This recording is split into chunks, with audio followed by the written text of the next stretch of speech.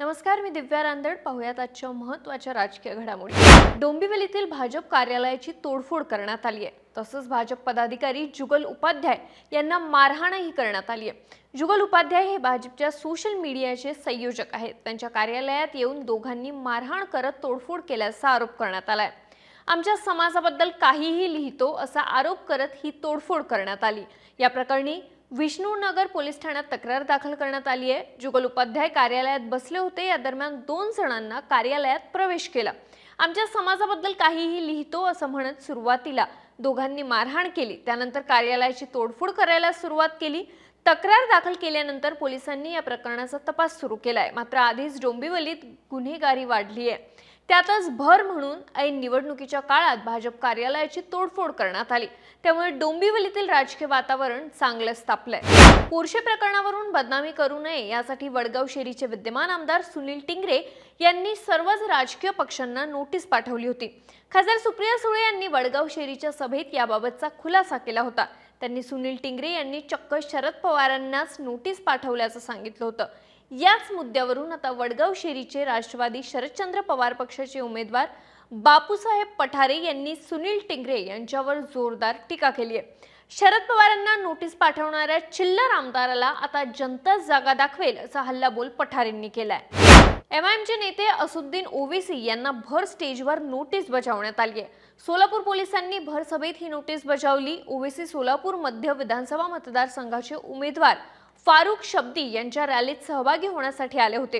त्यावेळी ओवेसी यांना नोटीस बजावण्यात आली होती. पोलिसांनी ओवेसी यांना भारतीय नागरी संहितेच्या कलम 168 अंतर्गत नोटीस बजावली आहे. सोलापूर पोलिसांनी दिलेल्या नोटीसमध्ये ओवेसी यांना कोणत्याही समाजाच्या भावना दुखावू नयेत आणि भडकाऊ भाषण करू नये अशा सूचना देण्यात आल्या. मात्र ओवेसींनी ही नोटीस स्वीकारली नाही. पोलिसांनी पाठवलेली नोटीस मराठीत असल्यामुळे स्वीकारली नसल्याचं सांगण्यात येत आहे. ओवेसी मंचावर आपल्या भाषणादरम्यान याबाबत माहिती देताना म्हणाले, आचारसंहितेच्या काळात पोलीस नोटीस कशी पाठवू शकतात हे समजलं नाही. आचारसंहिता लागू झाल्यानंतर रिटर्निंग ऑफिसरचे पोलिसांवर नियंत्रण असतं. अशा स्थितीत रिटर्निंग ऑफिसरच्या परवानगीशिवाय पोलीस नोटिसा कशा पाठवू शकतात असा प्रश्न त्यांनी उपस्थित केला. राधानगरी भुदरगड विधानसभा मतदारसंघातील लढत ही मेहुण्या पाहुण्यांमधील असल्याने अधिक चुरशीची बनली आहे. मतदारसंघात तिरंगी लढत होत असताना दाजी ए.वाय. पाटील विरुद्ध मेहुणे माजी आमदार के.पी. पाटील यांच्यात चांगलेच वाक्ययुद्ध रंगले आहे. महाविकास आघाडीतील प्रमुख उमेदवाराचे दावेदार असलेले ए.वाय. पाटील यांना ऐनवेळी उमेदवारी डावलल्याने नाराज झालेल्या ए.वाय. पाटील यांनी बंडखोरी करत अपक्ष म्हणून निवडणुकीच्या रिंगणात उतरण्याचा निर्णय घेतला. ठाकरेंच्या शिवसेनेकडून माजी आमदार के.पी. पाटील हे निवडणुकीच्या रिंगणात आहेत. ए.वाय. पाटील आणि के.पी. पाटील हे मामे भाऊ आहेत, तर के.पी. पाटील यांची बहीण ही ए.वाय. पाटील यांची पत्नी आहे. के.पी. पाटील यांच्यासाठी 2 वेळा माघार घेतलेल्या ए.वाय. पाटील यांच्या पत्नी अर्चना पाटील यांनी देखील भावावर माजी आमदार के.पी. पाटील यांच्यावर निशाणा साधलाय. माझ्या सासूबाईच्या पाया पडून 2024ला ठेवायला आमदार करू त्या आश्वासन दिलं होतं, पण त्यांनी दिलेला शब्द फिरवला अशा शब्दात अर्चना पाटील यांनी समाचार घेतलाय. एक वादग्रस्त वक्तव्य केलेला व्हिडिओ सध्या सोशल मीडियावर व्हायरल झालाय. 1500 दिलेत, महायुतीला मतं दिली नाही तर 3000 वसूल करणार असं वक्तव्य कोल्हापूर भाजपच्या महिला उपाध्यक्ष मेघा राणी जाधव यांनी केलंय. त्यांच्या या वक्तव्याविरोधात राजकीय वातावरण आता चांगलंच तापल्याचं पाहायला मिळालंय. काही दिवसांपूर्वी भाजप खासदार धनंजय महाडिक यांनी देखील वादग्रस्त वक्तव्य केलं होतं. त्यानंतर आता पुन्हा भाजपच्या महिला उपाध्यक्ष मेघा राणी जाधव यांनी वादग्रस्त वक्तव्य केलंय. त्यावर मोठ्या प्रमाणात टीका देखील होत आहेत.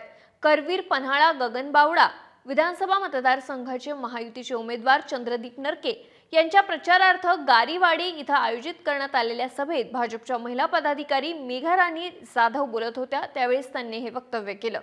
राधानगरी विधानसभा मतदारसंघातील राजकीय वातावरण तापलंय. मतदानाला काही दिवस उरले असतानाच आमदार प्रकाश आंबेडकर यांचे बॅनर अज्ञातांनी फाडलेत.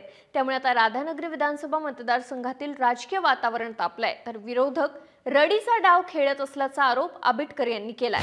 महाराष्ट्रात बटेंगे तो कटेंगे या घोषणाची गरज नाही. आम्ही अशा नाऱ्यांचं समर्थन करू शकत नाही असे भाजपच्या विधान परिषदेच्या सदस्या पंकजा मुंडे यांनी सांगितलं. उत्तर प्रदेशात राजकीय परिस्थिती वेगळी आहे.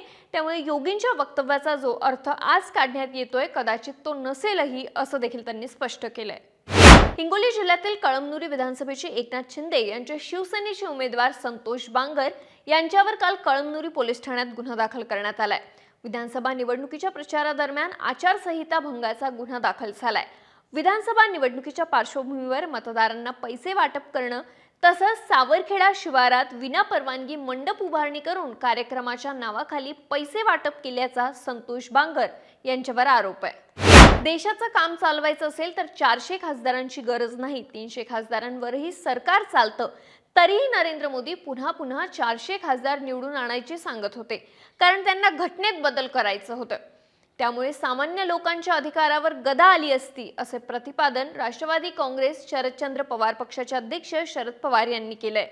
सिन्नर येथे महाविकास आघाडीचे उमेदवार उदय सांगळे यांच्या प्रचारार्थ पंचायत समिती कार्यालयासमोर बुधवारी झालेल्या सभेत ते बोलत होते। शिवसेना प्रमुख उद्धव ठाकरे यांची बॅग तपासल्यानंतर राज्यात त्या संदर्भात त्यांनी चांगलंच रान उठवलं होतं।